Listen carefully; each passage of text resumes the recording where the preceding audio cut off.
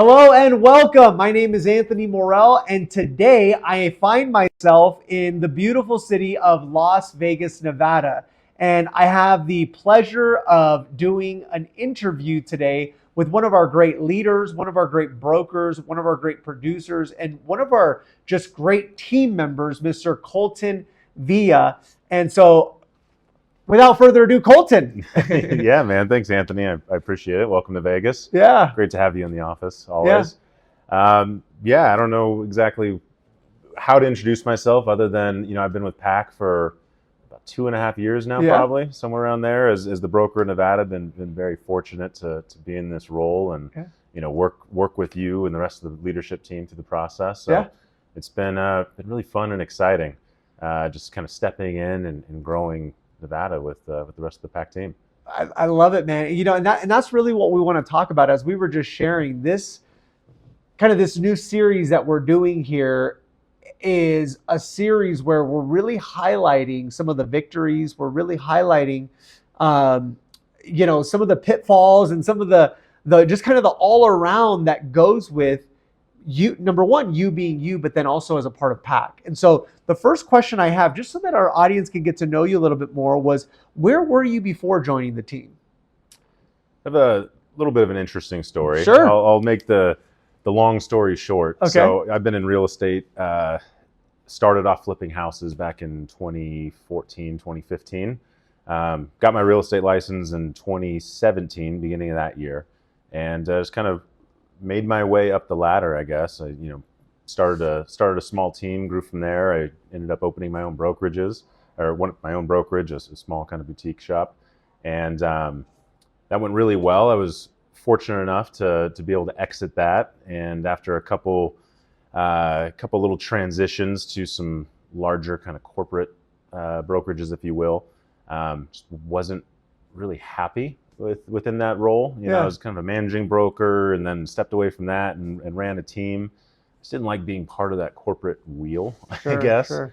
And it was right about that time when you and the guys launched PAK out in Southern California and reached out to me about growing it to Nevada. So that was my story of the last almost 10 years. And so let's go back a little bit, right? Let's go back to 2017, almost 10 years now. You get your license, and you've been in the business. You were doing some flips and things like that. If you could rewind yourself back, like, you're selling in 2017, 2018. What were some of the early struggles that you were experiencing in your business? Yeah, it's definitely a different time in the world and in the real estate business. Early on, I think it's always difficult to have that first domino fall for a real estate agent, right? How am I going to find my first client? Once I find the client, what do I do with it? So, I spent the first 6 months of being a licensed real estate agent, just open houses after open house, hitting the phones, trying to find that first lead. And it took me 5-6 months to actually find it, but I knew there was light at the end of the tunnel, and it's just about being persistent. So, I think that's always a struggle again with agents early on. Where am I finding my business? I can't just rely on my network as a new agent, my sphere. What path do I choose to go source leads, source clients, and what kind of discipline or work ethic am I going to have behind, putting that plan in place? I think a lot of agents, and I was victim of this as well. I want to do all things all at once, right? But I think, it's very important you pick 2 or 3 that you can actually execute on and just go all in and see it through. Yeah, no, it's interesting, right? Because one of the questions that I wrote down was like, what did that day-to-day feel like? I mean, that like you said, you want to do kind of multiple things, but then also you're kind of keenly aware that maybe it's that open house, maybe it's that, like, what were the 2 to 3 things that for you locked in on, that you started saying, hey, you know what, I'm generating results? And I know this might be tough for you because, again, we fast forward 10 years. Kolton is somebody that is capping with our company every single year. He's got amazing projects going on. He's leading, he's helping agents produce at high levels. We'll talk about it. But like, just kind of circling back to that time in your life, what's the day-to-day, like the breakdown? Yeah, so I was fortunate to have a mentor early on that really taught me the importance of having a database. Okay. Building that database and focusing on that. That is my business, right? So, early on when I first got started, obviously I'm reaching out to my friends and family. I'm making sure that I'm inputting everybody I know in my database, which was just a spreadsheet at the time. But other than that, it was how do I grow the database, right? So for me, open houses were probably my number one source of business. Okay. I was doing at least 3 to 4 a week back then. At minimum 3, that was my standard I set no matter what, rain or shine, summer, winter, it was happening. During the open houses, I was hitting the phones, right? I was either, creating a farm in the neighborhood. I would try to focus on a certain area of town and do open houses around there as much as I could so I could get to know the neighbors. So, I'd door knock ahead of time, try to get their contact information, pull lists from the title companies, things like that. And then, I would get into calling expireds and for sale by owners and things of that nature. That was never really my jam. Like, I didn't enjoy that. I know it's a huge point of business for a lot of people. Sure. But early on, I just knew I needed to talk to as many people as I possibly could. So those were really my areas of focus early on. Again, I think a lot of agents get in this habit of like the shiny object syndrome. There's this new tool, this new lead source, whatever the case may be. And You were talking to people. I was talking to people. Yeah. And not to say I didn't get distracted, because I definitely Sure, did, right? Here's this new marketing thing, right? Let me go spend some money on this. But the reality is, it's doing the simple things consistently that really produce the best outcomes. Yeah. So thankfully, because I did have some mentorship and guidance early on, I really did my best to just hone in and focus on that. Well, and if you think about it, right, again, I keep kind of going back to this, like it's been like a 9-10 year window, but if you really think about it, a lot of those, because I see your numbers, I see the production that you do, and like I said, you're always capping, you're always kind of hitting that 150 plus K marker. If you think about it, and with other projects going on, a lot of those conversations, I'm sure, building that database, really laying that foundation, still serves you today. Yeah, it really does. I think that real estate is a super unique vehicle, right? Because obviously, at the end of the day, we're selling a house, but we're really selling ourselves, right? And it's the value that we can create for other people, right? Whether they're looking to buy a house, whether they're looking to buy a commercial building, or whether they're looking to make a connection that I can help create through someone else in my network, right? That was something early on that I kind of a key principle of mine was being a connector. How do I create? And I always say this, I know people and I connect them to opportunities. That's kind of my philosophy that I live by, is not in how can I help you buy or sell a house. How can I help you buy or sell a commercial building? Who can I connect you with that's going to add value to you? So that's good. I love that, because what our audience probably just found out, and what I've known, is that I know your business transitioned into that commercial space. Talk to me about that. Talk to me about what that looked like for you and what made you become an expert in the commercial space. So much so that I'll have agents that reach out to me and they'll be like, if I got a commercial deal, I'm going to Kolton. And it's like, you're the guy. Yeah. Well, appreciate that, by the way. What was that like, that transition? Because I know for myself, at least, whenever I heard commercial, I was like, that's good. Those are buildings. It's different. It's the same thing, but it's different in a way. So I'm curious to hear from you. I don't know, man. Maybe it's my personality. I just like a challenge. Okay. It was something that I saw that was a challenge to take on. I had to learn a new skill set. Yeah. But at the end of the day, I found it's not really that different. It comes down again to the relationship that you have with somebody. And commercial is a lot less emotional. It's much more numbers based, which is, my brain kind of thinks that way, logically data driven. So, if I can understand how to evaluate a commercial property, because you're running the numbers differently than you are on, comping a house, right? Then that is going to serve me in a number of different ways, right? I can understand if it's associated with the business, that's attached to that commercial asset, how I'm evaluating that business, and so on and so forth. And it just provides, again, another layer of value, an extra tool in my tool belt for my clients. I would say, I don't know, maybe 25% or so of my business is residential now. I still do a fair amount of residential business, but the commercial stuff is really what I've found to enjoy more, because I can think about it from a different kind of perspective and lens. Well, and it's great, right? I think, what we like to talk about is realty was sold for people with vision. And I think when we get kind of pigeonholed and we're not into, like you said, I'm going to do, I'm stick to this lane, and like I'm going to do the houses type of thing, and that's all. Well, it's like, but you also said to your personality, it's just what feels good. And I think that ultimately what we learn is, or at least what I've learned is the higher levels of income, the better levels of service, the more tuned in we are to our businesses, ultimately when we're listening to ourselves and we're, really moving into that vision. So I love it. So thank you for the background. Now let's talk about decision moments. So you kind of had mentioned there was some, like some corporate-y type of, involvement there. And you were just kind of looking for something that was just a little bit more. Talk to me about the decision to join PAK, and because, ultimately, and Kolton is now one of our founders PAK members, but Kolton is the reason why we are here in Nevada. It's because of his vision. It's because of his entrepreneurship in growing the team. And I know that you've had a lot of support and help, and we'll talk about that. But talk to me a little bit about, all right, I'm doing it. Yeah. I've never looked at myself as a realtor, a real estate agent in that sense, more of a real estate entrepreneur.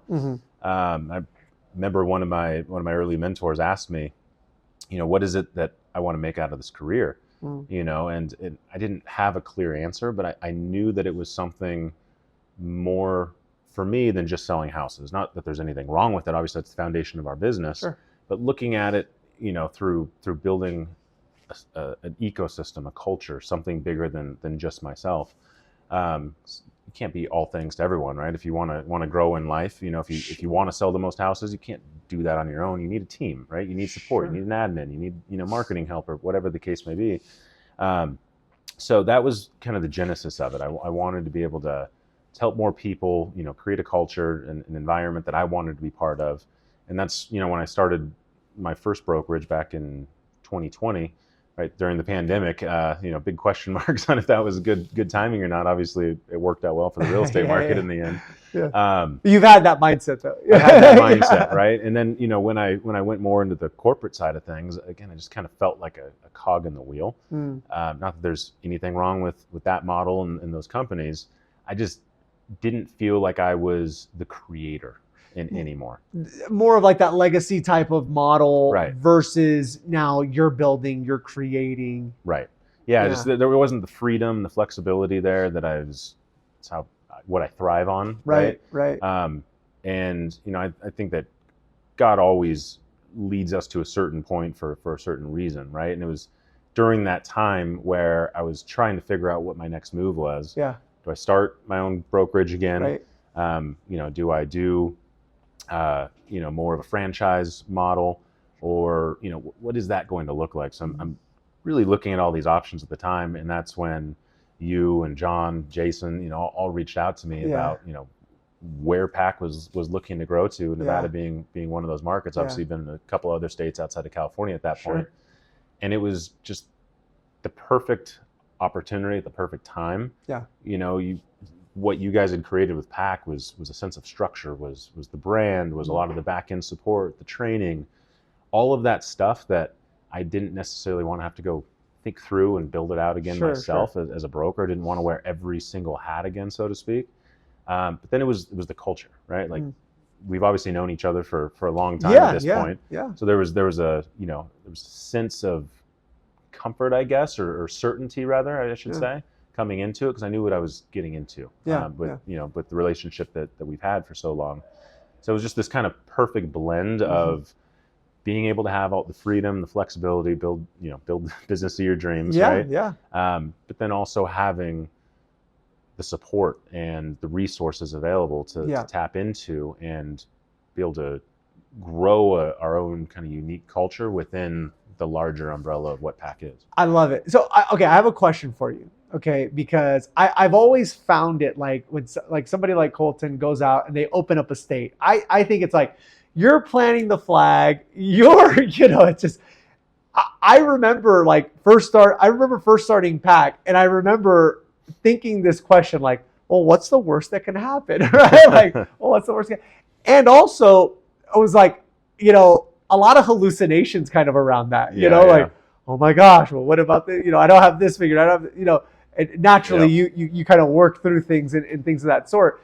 I'm curious for you, like, what were some of the big hallucinations, or like, did you have that feeling or that thought process, like, what could go wrong here? Like, what was some of the biggest challenges that I've never asked you this, by the way, so I'm just curious, from your perspective. At that point of life for me, I had sold my brokerage to a larger company, and unfortunately things didn't go as planned. And I lost quite a bit financially during that process. And I was kind of picking up the pieces, so to speak, at that time. Who do I want to be when I grow up? Like, these sorts of questions I'm asking myself. And it took a hit to my ego a little bit, because I'm asking myself questions like, did I make the right decision?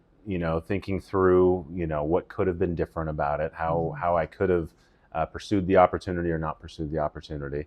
And, at the time, I'm asking myself, do I start my own thing? Like, do I even want to do that? Do I have the abilities to do that?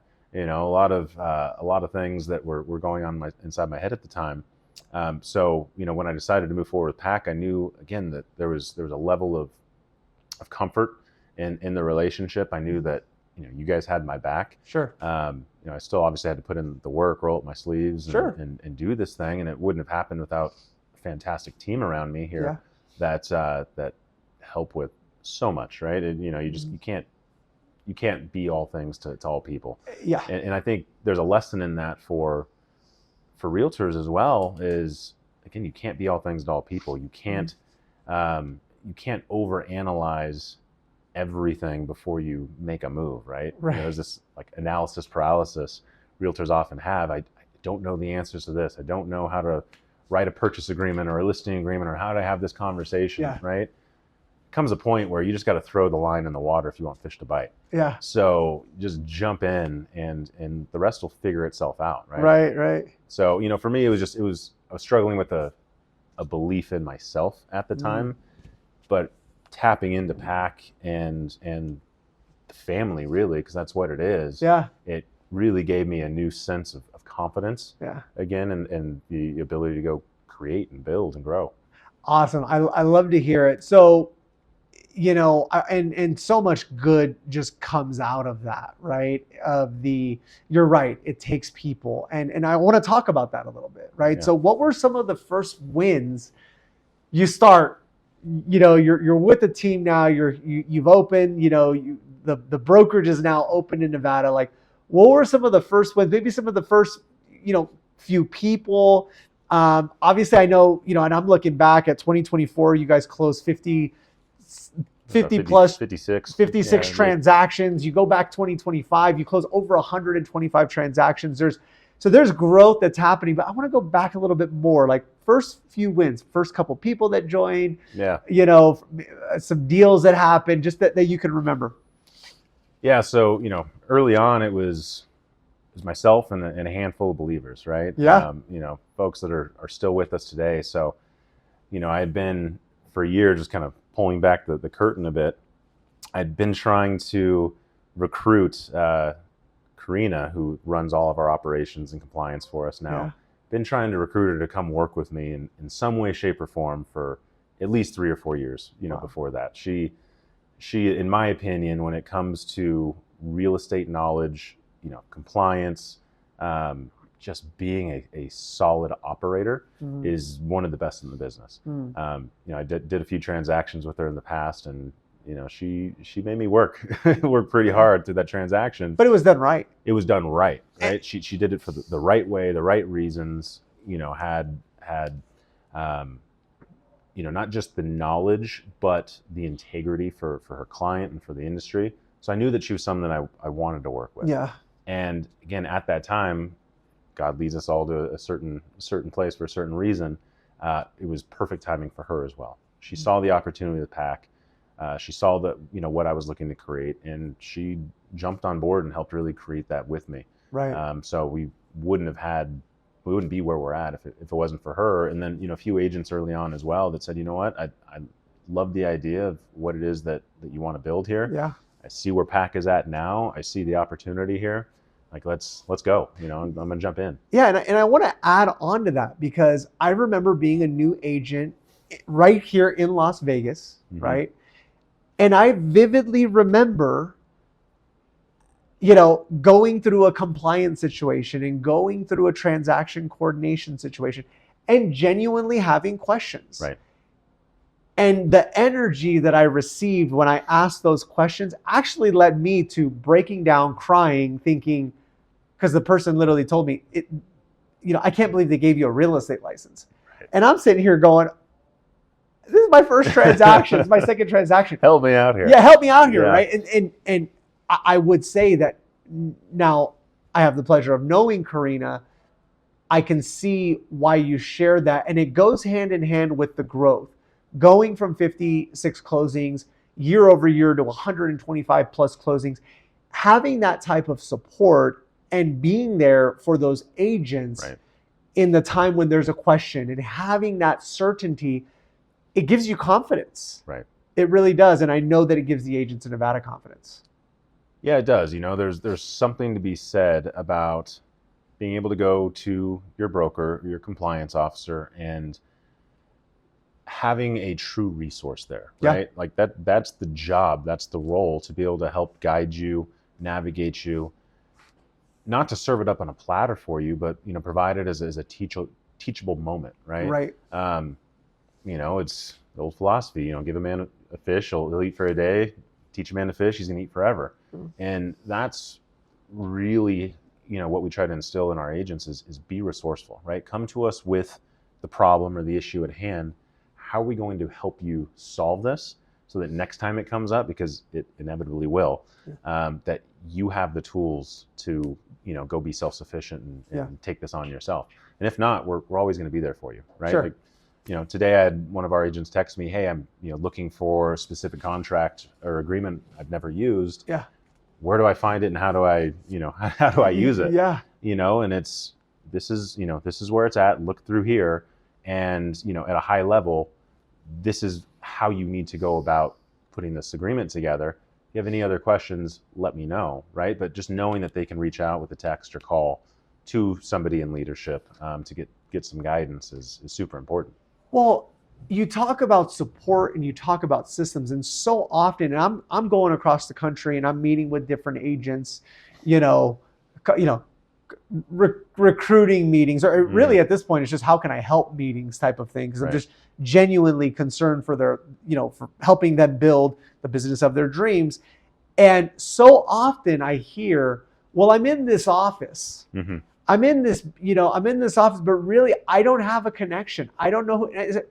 And I'll ask, well, you have to have a broker that you can go to. Right. And a lot of times now agents don't work in the office as much. So, well, no, the broker's at the office. Okay, well, do you have a broker you can text? Do you have somebody you can call? We talk about support and systems, and, just me knowing how you operate, knowing how responsive you are as a broker, adding on, Karina as well, that level of support and that layer of service. It's like, and I'm just going to say it, if you don't have that level of support in your brokerage right now, that's something that really helps agents move the needle forward. Right.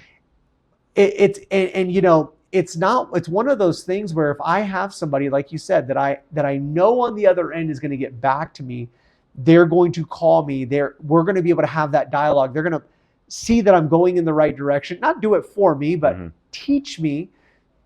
That lives on, not just for the time being, but it goes forever. And my biggest growth, as you're saying this, I'm literally saying, when I finally got that in my business, I had my biggest growth. Exponential growth. Yeah. So it's good. It's really good. So mindset shift, right? So let's talk about the mind. So what's changed about the way that you think, as a professional in the last 2.5 years? Really, it's systems. Okay. How do you build a system that's not reliant on people, that anybody can plug into and have success with, right? people aren't perfect. We're gonna make mistakes. Sure. Myself, yourself included, Sure. right? But how do you create a business in a box in a way Yeah. that someone can tap into Yeah. and get all the support, all the resources that they need, so that they're not reliant solely on me as the broker or on Karina for compliance, right? Yeah. How do you have other resources for them to tap into? Mm. So it's really focusing on a systems approach. Yeah. Not to like overanalyze it and overcomplicate anything, Yeah. but you have to have the process there, Yeah. right? Because when something goes wrong, or an agent is kind of living outside of the guardrails, you can point them right back to the system, Right. right? Yeah. And it's the ones that really dedicate themselves to learning it and using it and tapping into it, that see the most growth. Like you said, when you finally had the support that you had. There's no doubt about it. And I think of here in Nevada, I think of Jordan, right? I think of Deandra. I think of these agents that are capping, and they're having these victories. You can definitely see that. You can see that they're plugged in, that they are they're working with their leadership, and they're really looking to grow as not just looking to, but they are growing as professionals, right? Which is really, really cool. Systems that you're working on right now, currently within the Nevada structure, that you're excited about? So I'll touch on that, and I'll go back to your last point as Please. well. Something of focus for mine is kind of cross-pollination.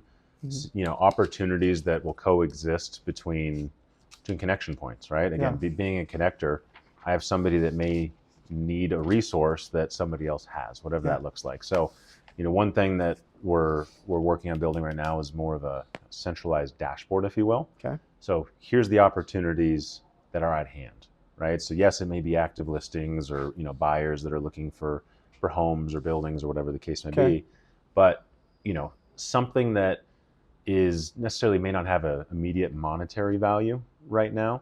Have a client that needs a connection to, I don't know, use a contractor for simple, something simple to refer to. Who has a contractor that does X, Y, and Z, right? So we can create kind of these internal referrals and just grow that network and provide more value to the network. That's something for me that's super important, because yes, we can say, hey, Mr. and Mrs. Buyer, you're buying this new house. Here's a list of our approved vendors, but there's a lot of things outside of that are going to not fall on that list. Right. Sure. You don't just need a repairman or HVAC or whatever the case may be. Maybe I need a certain attorney, right? Because they're going through some sort of situation, whatever that may be. Who do I connect them to within my network that provides value each way? Yeah. And really, it's building kind of social credit in a way. They look at me, or they look at Karina or Dee as this is the person that I go to whenever I need assistance, right? And then you're always top of mind when the need for your service actually comes up. Yeah. Well, I think that's extremely exciting, and it's a great point, especially when you're dealing with your clientele and really being able to provide the highest level of service possible in getting people in communication with other like-minded individuals. So it's great, and trusted resources and things of that nature. I do want to talk a little bit about, and whatever you would like to share on this. The last 2 years, last 3 years, since you've joined, you've capped. As a result of capping, you've helped other individuals cap. As a result of that, so not only is it the capping portion of it, which goes back to your production and things like that, but you've also earned your way into the Founders PAK. Right. And ultimately what that means is that when an individual is joining the company, whether it's in California, Nevada, or somewhere else, an individual is closing a transaction. Basically, we put a percent of that into a pile, and we divide it by the members of the Founders PAK. Now that number is, it's growing, and as we add individuals, and we're going through that process. But I'm just curious, for you, being a part of that Founders PAK, what did that mean for you? And you know, just I really want to tap into the fact that you're capping, you've made the founders pack, you've really, you know, established yourself as a leader within the company, and you've accomplished some great things. What does it mean to you? I mean, for me, it's more, say it's less about me and more about how many other agents I can help to achieve that as well, right? Kind of, you know, showing them that this is possible, that there's a pathway to do this, and the more people that I'm able to help get there, the more people that they're going to be empowered to go help more people to do the same, right? So it's more so for me just about kind of that legacy in a sense that I'm creating that way, of just helping people. You know, how do I help the agents within PAK to learn, to grow, to achieve their dreams, to be able to make more money, spend more time with their family, have a better life. And the Founders Pack itself is something that's fantastic because it's just a check that shows up, you know, every quarter without me having to think about it. So, you know, there's a financial incentive there that makes it great. It's cash flow, it's mailbox money in that way, right? But what it really represents is helping others to grow as well. And on that point, Kolton, because I follow you on social media. If you don't follow Kolton on social media, it's interesting because I wrote down here lifestyle and freedom. And, you know, on one hand, we're talking about helping others and legacy and things like that. And then on the other hand, I know a lot of the cool projects that you're working on right now, because just through our conversations, a lot of really high level, just big, cool projects that are going on. But I also see you, which is kind of cool, I see you doing a lot with your family. I see you traveling a lot. I see you spending a lot of time with the kids. I see you having a lot of fun too. And you know, for me, there's this work style versus lifestyle. And so how has lifestyle, I'm curious, changed for you in the last couple of years with, you know, your new work style, if that makes sense? I just, you know, the philosophy work hard, play hard rings true for me anyway. You know, ask my wife, she'll say I work a lot, right? And when I work, I'm, you know, head down. I'm trying to be as efficient as I can be with my time. But when I unplug, I want to be able to fully unplug, right? Not be a victim to having to respond to, you know, any text that's coming in at any minute. Like I want to be present with my kids. I have 3 kids, right? So, you know, when we go on trips or, you know, go to sports games or whatever the case may be, I don't want to be that dad that's always distracted and not living in the moment, which is honestly very easy to do in real estate. I was going to say, I mean, you probably just described a good handful of real estate professionals. Probably most realtors, right? I mean, we've both been in this business long enough to see how everybody works. And, you know, the reality is not everything is a fire. You know, we're not operating on brains here. Yes, you know, it's a big financial decision for people to, you know, sell a house or whatever the case may be. But we have to be able to protect our time as best as we can. And then again, it comes back to the systems and the people around you, right? Being able to have people that you can rely on that can step in and fill that role when you're gone. So, you know, that's... And the support. The support too, I mean, it's right? huge, Yeah, like, you know, I can tell you, you know, I've been a broker now since 2020, so 5 years. And, you know, I feel like I'm really knowledgeable when it comes to compliance and contracts and law and all of those things. However, you know, I have people around me that honestly are more knowledgeable in a number of things than I am, right? So when somebody comes to me with a specific question, I don't have to be the one that answers that question. I can always defer it to somebody that is going to provide a better answer than I would, right? So, you know, when I'm working with a client, for example, you know, I'll always have a group text thread with my team members, right? And I always set the expectation early on that I'm always going to be available for you. However, I have, you know, people that are also resources for you. It's an additional value proposition for the client, right? I can't respond to you on a moment's notice at all the time.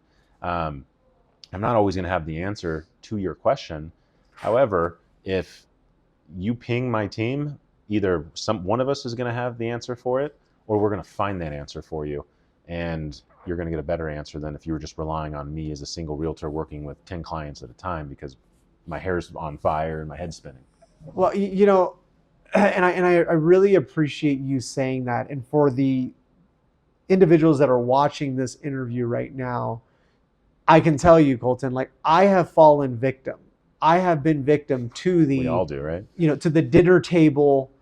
You know, it's 7 o'clock, and yes, as much as I want to be present, and as much as I want to, you know, be there with the family, and in my mind of minds, it says, oh, you know, this is where I am, and I'm, you know, 10 toes down, right?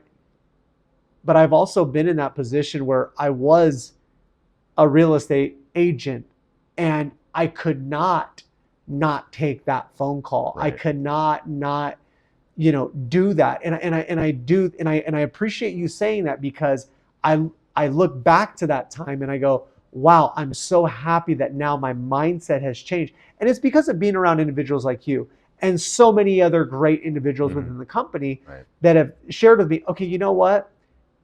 No, I can be where I want to be, and I can be present. And I think that's kind of, you said it perfectly. That's what I really see from you when I follow you on social. I see the, you know, and I know there's probably a, you know, meme out there, you know, balance is, it's like, you know, in this business though, like you said, I think you're either like, you're like 99%, you're going crazy because you're, you know, you're always trying to find that next deal or sell that next house or do, you know, versus learning to work as a team, work in a collaborative fashion, build a database, have good support in leadership, all the things that really say revenue share. You know, you earn revenue share, you earn your founder's pack, things like that. You know, so really creating a business out of it, commercial, real estate, having multiple funnels. I really see it from you and your lifestyle and what you're doing with your family and things of that nature. So I just think it's really cool. And I will say, just real quick, go back to that. You know, I think it's almost important that you go through that process. I don't think it almost is. It is very important you go through that process of, I need to be responsive for my clients. I need to work hard. I need to do all these things. Sure. Because that hunger is more of an innate ability. It's something you can't teach, right? Yeah. So, you know, if you're willing to put in that effort and that work early on, over time, your brain is going to start to program itself to understand that, hey, I can do these things, but the trick is I don't need to do these things, right? It doesn't have to be all me. Highest and best use. Highest and best use of time. So that just comes with growth as an individual, as a person. Okay. Understanding, in my opinion, you know, understanding when it's time to kind of level up. Yeah. And now I start bringing on support, right? Like you have to work the system before you can create it. Right. You have to understand the ins and outs of a transaction before you can, you know, throw it on to somebody else, because now I have expectations. I've set a standard for myself. Sure. That now this individual needs to maintain that standard if they're going to be a representation of me. And you're allowing them to go through their growth process as well. So it's success, right? It's win-wins. You know, I think happens way too often with team leaders. Sure. Right? Where they say, hey, I'm going to start a team. I'm just going to bring on all these people and not provide them the support and the guidance, or, you know, whatever the case may be. Yeah. And they flounder. Right. So that's why you have to put in the work. I just had this conversation yesterday. Yeah. It's a conversation that I'm sure you and I have quite a bit. Yeah. Right? Yeah. Like, but if I go through it and I understand it and I can put it into practice, and now I can hold others accountable to that practice, it takes on a whole different meaning. Yeah. Whole different meaning. Yeah. Well, I'm curious, like, what do you think is the hardest part of growth? Is it becoming, you know, what do you think is the hardest part of growth? I'm just curious. Being brave enough to take that next step. Mm-hmm. You know, I'll say, at least for me, I've found myself in a lot of rooms with a lot of very influential people, you know, whatever that may mean.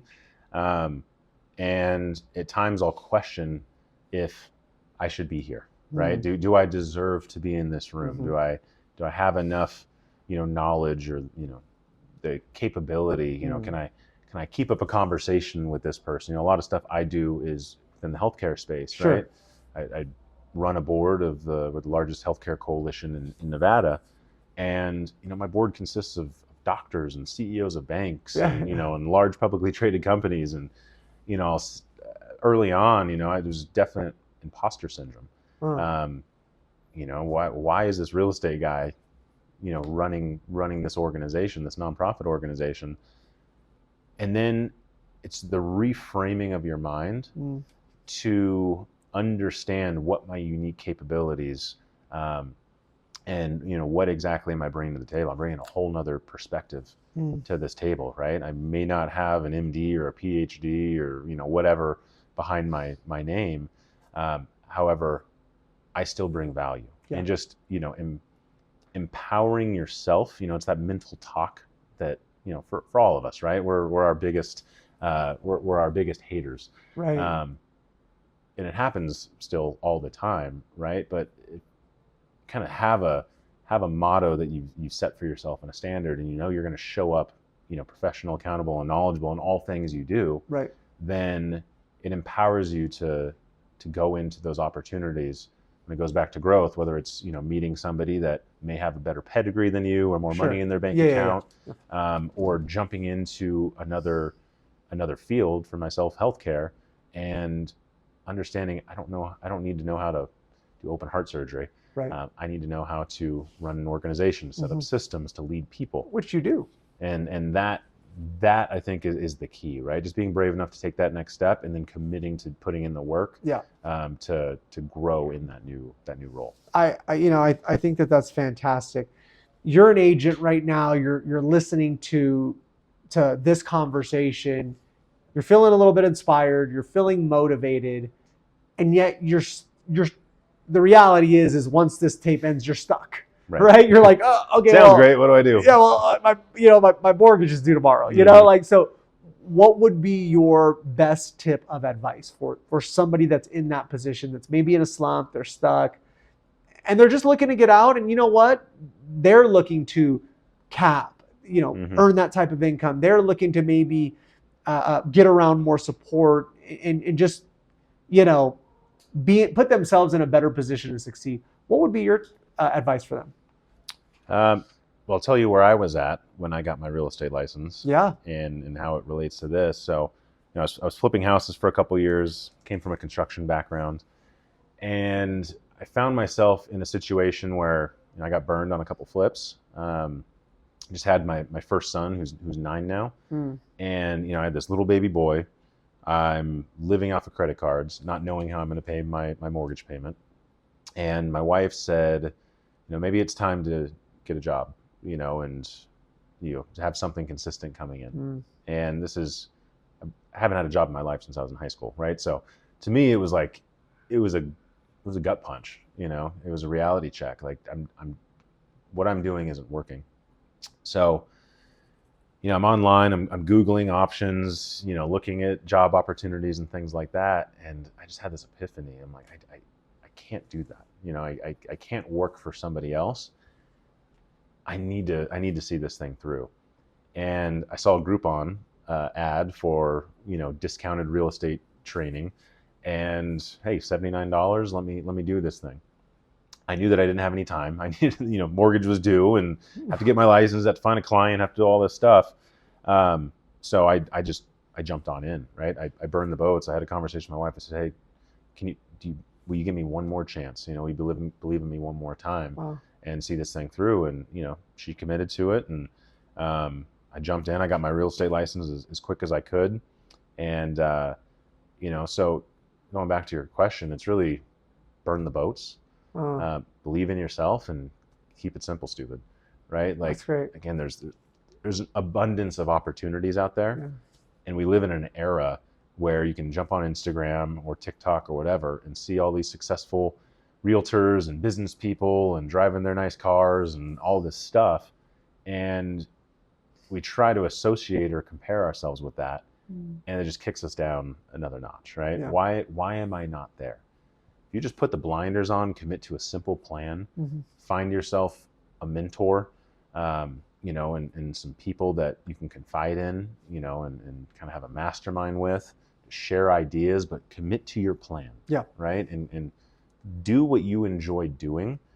In real estate, there's a million ways to skin a cat. So whether that's cold calling or door knocking or open houses or whatever the case may be, what do you enjoy doing? Mm-hmm. And that's what I learned very early on. I don't like to cold call. I like having conversations with people, face to face, like building relationships. Yeah. So, I realized I'm going to start getting out there and networking. What groups do I want to associate myself with? And that ended up leading me to starting a networking group. We had 700 members in it. And I'm connecting members within that group, and they're seeing me as the connection point. Yeah. I enjoyed doing that. Yeah. But you have to go through the steps and the progression to understand what you like, what you don't like. It's like a kid. You come out of high school, what am I going to master in college?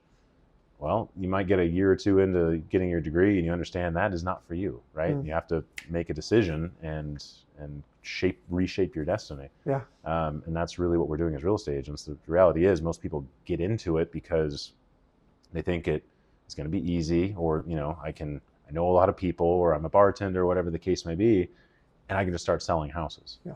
It's not that easy, right? Like, you have to have a plan. You have to execute on that plan. You have to be disciplined about sticking with that plan when things get hard, because it inevitably will. I agree with everything that you said. If you're out there right now and you are, whether you're in Nevada or you're somewhere, I think you're a very qualified individual to help somebody put that plan together. And I've seen you do it with so many people. So if you're in Nevada specifically, reach out to Kolton. If you're across the country somewhere, you can still reach out to Kolton, reach out to myself. We can get you plugged in with good leaders. Future vision, 5 years from now, I know you're 5 years older, but your kids are 5 years older, right? Yeah. And you said you got your broker's license in 2020? 2020. 2020, so 5 years virtually. What's the future vision? Where are you headed? Some of the goals. What are you excited about right now? I know you got a lot cooking. So yeah, there's a lot cooking, but I'll keep it to this our context, what we're discussing. With PAK, the Nevada offices, for me it's quality over quantity, right? We could be the EXPs, the Reals of the world, and try to bring everybody in, which nothing wrong with that. However, I really want to enjoy the people that I'm working with. That's the game, right? That's the whole game. That's the game. Yeah, knowing that I'm making a difference. If if one of our agents reaches out to me, knowing that I can still be there, I can be present, I can help them accomplish whatever it is that they need to do. So really in 5 years, it's continuing to refine the culture. Yeah. Continue to refine the systems. If I'm putting it in numbers perspective, I would love to have 100 agents within our Nevada office. Yeah.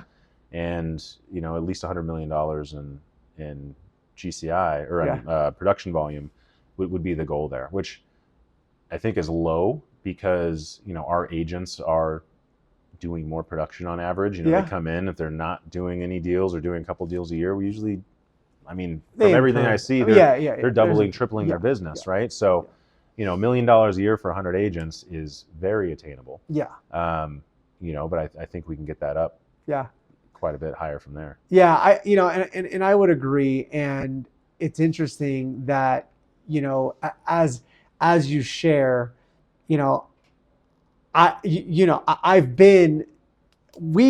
we've seen, I've managed, I've done all that stuff with the mindset of, oh, look how many agents we have. And people, sometimes they'll tell me, oh my gosh, your agent count. I almost don't even like bringing it up. Right. Because to me, it's more about like, I want to work with people that I want to work with. And outside of that, like,